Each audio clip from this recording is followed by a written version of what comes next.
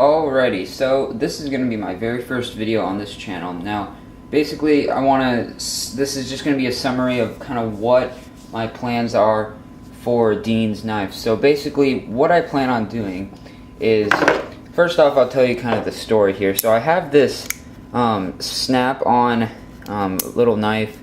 You know, it's just like it has a thumb stud, you know, just kind of that kind of a flipper. But I recently oiled it because I never really thought that, for some reason, that it was so sticky before. I never really had the impression to oil it. I was just thinking it's cheap China crap because it's made in China. But oiled it up, and it works pretty good. So there's a few things I don't like about the knife. I guess I could go over them. One, I don't like the kind of lightning holes in the blade. They did a really bad job. Like you can see, really a lot of chatter marks and etc. As well as the blade, if you can see, it's not evenly sharpened. There's more metal exposed, I guess, or distance from, I'll show you here. There's more distance, the edge, there's more distance on this side than there is on this. So it's just uneven. As well as, I don't like the handle design at all. Especially right in here, it's not chamfered at all. So it really, when you hold it, it really hurts right in here on your fingertips. As well as, like I said, this you could probably see in there. Look at the chatter marks right in there. I don't like that, so I'd rather make aluminum handles without this and make them flat with chamfers, and then do these lightning holes in the backside so you don't see them, but it's still just as lightweight. And then I have more real estate up here to do cool designs, you know, honeycombs and whatever. So yeah, and then a few things that I do like is the ambidextrous thumb stud. That way, you know, you can flip it from both hands, left or right. I'm not as good with my left hand, of course, but there we go. As well as a few internal problems. The lockup, it's a decent lockup, but one problem is, see, I can disengage it that easily. So that is really not safe. Like that, like just slammed on my hand, like that is not safe at all. And one of the problems about that is, if you look in there, this blade was cut with tabs. It's really hard to see. If I can get the angle right here. Right there, that's ground because this blade was cut with tabs, I believe. And they just roughly ground those tabs off in China, of course, you know, everything's cheaply made there. But they ground those off at an angle. So the lock bar, this is at an angle, and the lock bar engages here, and it can just slip off. It should be at a flat surface, so you actually have to move it, because if you look in there, again, it's really hard to see, but there you go. You can kind of see it right there above my fingernail. See, it's at an angle. You can see with the light going through. So this can just slip right off. And that's why it just does this. So that's not safe. So that's one thing I definitely have to fix. As well as, I'm going to make the pivot, I think a 1/4 inch pivot from Alpha Knife Supply.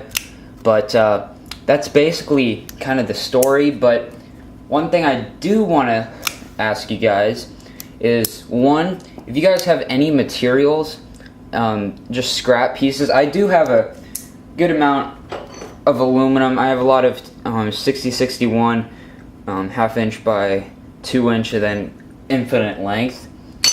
But if you guys have any titanium or just aluminum or any really material scrap that you're not using, you know, just small pieces that you've cut up and not used, I will gladly pay freight for you to ship them to me so I can get this started.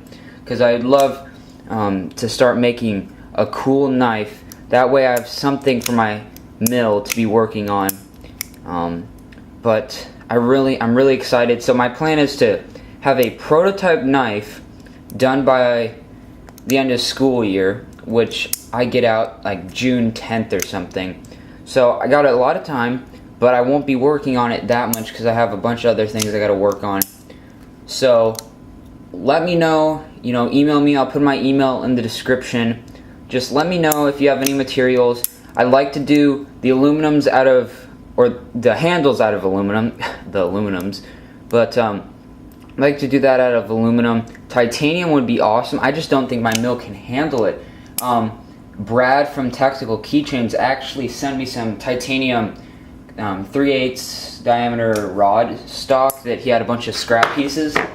I just don't think my tag can handle that. If I go over here, got this on the tripod, so I don't know if my tag can handle that. So that's what I'm wondering. But let me know if any of you have had it. I know Brad has had a tag, I believe, and I don't think he's cut titanium with it, but it'd be awesome to know. I'm probably gonna end up picking up a small piece or using a piece that he sent me just to test with a 4-flute carbide end mill. But yeah, so that's pretty much it. I do have some 1/8 inch steel plate.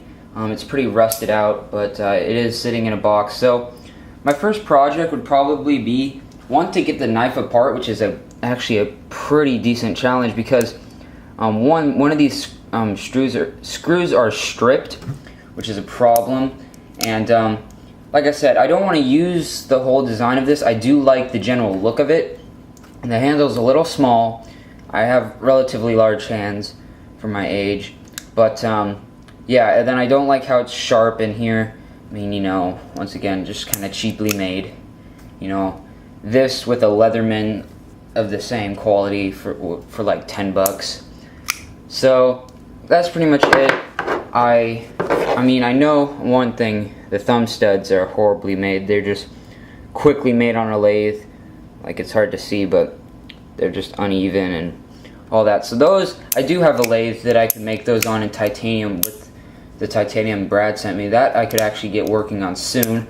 But with school, not gonna have a whole lot of time. Plus I have my other business I have to work with, which is probably more important. But I would like to get into the world of knife making, because I want my CNC to have something it can be working on. If I'm in there on the computer working on stuff or designing whatnot, I want to be able to come out here, load up some soft jaws or whatnot, and hit go and have some parts be cranking out.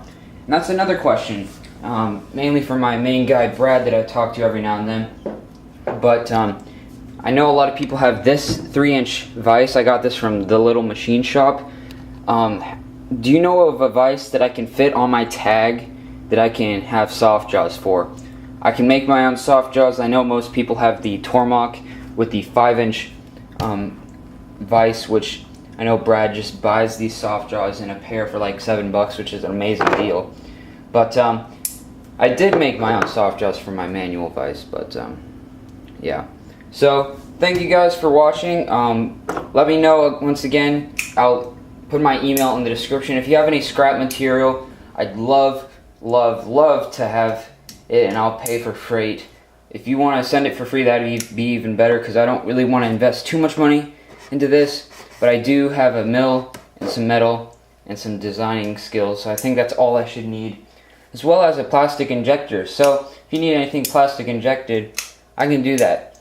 And I'll probably be doing inlays, and I can inject cool swirled colors, which I think would be pretty cool. I can inject those, any kind of plastic. I could do clear inlays. That'd be pretty awesome. But enough rambling. Thank you guys for watching. Please subscribe and tell your friends.